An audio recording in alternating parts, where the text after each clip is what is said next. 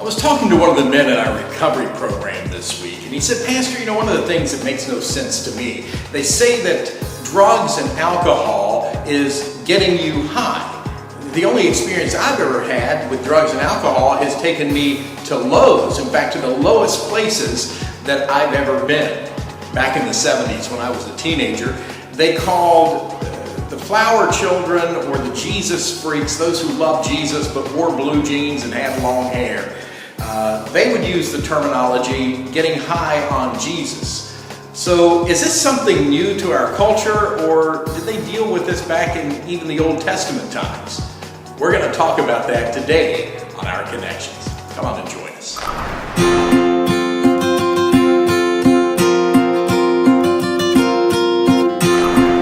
So these past couple of weeks, I've been in the Old Testament, in the book of 1st and 2nd Kings, and especially in 2nd Kings, we see this situation with Israel where it seems like every leader that comes in is either in total rebellion to God, or even if they're not in rebellion to God, out and out.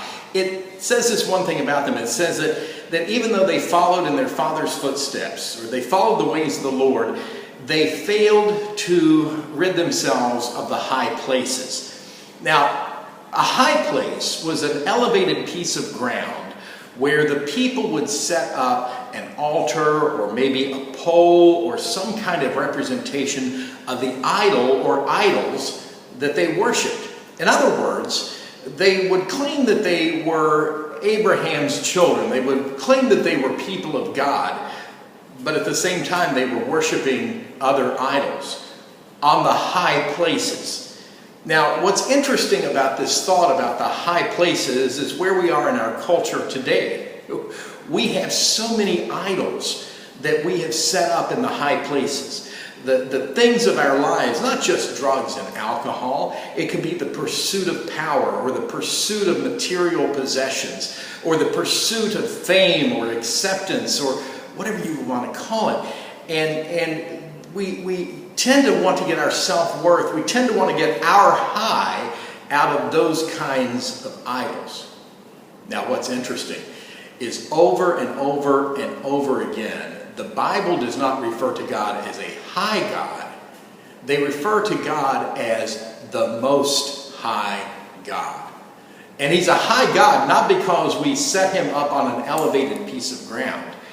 He's a high God because He is the only God. He is the high God because in Him we can trust and we can take refuge, and He can be our fortress. And so there's no need for other idols. So I want to suggest to you today that you and I should take time to do some inventory in our lives. What high places have you set up, elevated situations in your life that you have made more important than God, and you've refused to take them down? Now here's what Psalm 91:1 says. I want you to listen to this. It simply says, "He who dwells in the secret place of the Most High God," he who dwells, he who takes time, he who takes residence, he who makes it his priority, his abiding place, his dwelling place, he who dwells in the secret place of the Most High God shall abide in the shadow of the Almighty. I will say of the Lord, He is my refuge, my fortress, my God, in whom I will trust.